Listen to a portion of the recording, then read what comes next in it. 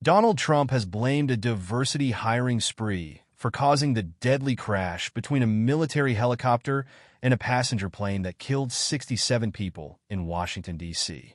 The U.S. president accused Joe Biden, his predecessor, of reducing standards at America's aviation agency to the lowest level while briefing the press on the collision between a U.S. Army Black Hawk helicopter and an American Airlines flight near Ronald Reagan National Airport on Wednesday evening.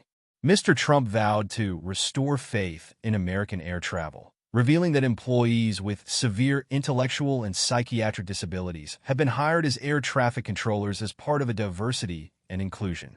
"I put safety first," Mr. Trump said, adding, "Obama, Biden, and the Democrats put policy first, and they put politics at a level that nobody's ever seen. Because this was the lowest level, their policy was horrible, and their politics was even worse."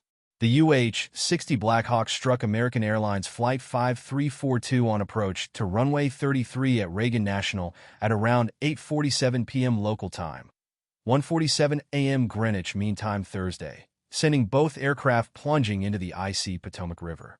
The American Airlines flight originated from Wichita, Kansas.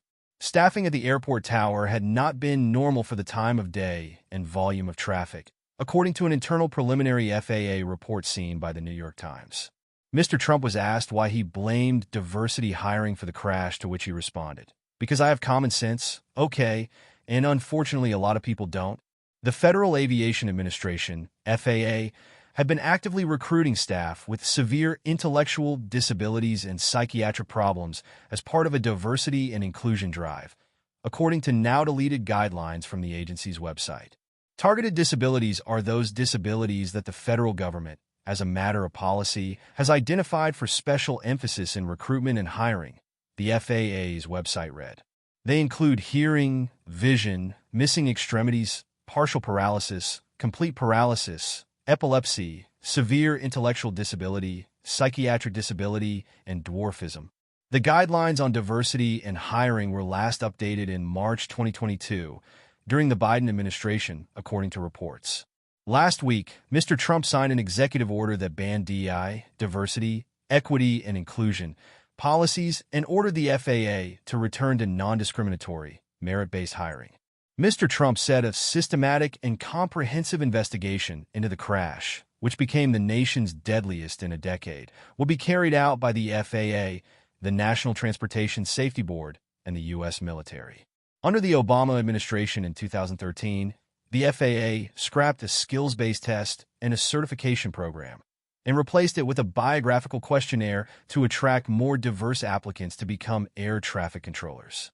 It was later replaced with a biographical assessment, which critics say was designed to attract more minorities while penalizing other candidates.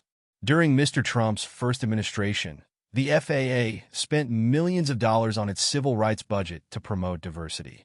Analysis of the agency's budget submission from Mr. Trump's first presidency shows the federal government authorized spending nearly $13 million on the FAA's Office of Civil Rights in both 2018 and 2019. The FAA also included a page on its website from 2019 stating that it places special emphasis on hiring people with disabilities. The Republican leader, who was facing the first major test of his presidency, also suggested the pilot of the military helicopter had been at fault. He said the helicopter had done the opposite of what it was told and could have done a million different maneuvers to avoid the crash. He added that the American Airlines pilot had been doing everything right and questioned why the helicopter and the commercial jet had been flying at the same height.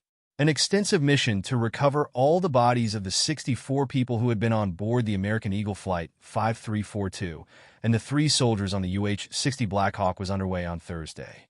The plane was found broken into 3 pieces, which were found upside down in waist-deep water. District of Columbia Fire Chief John Donnelly said on Thursday morning 28 bodies had been pulled from the water, adding that responders would work to find all the bodies and reunite them with their loved ones.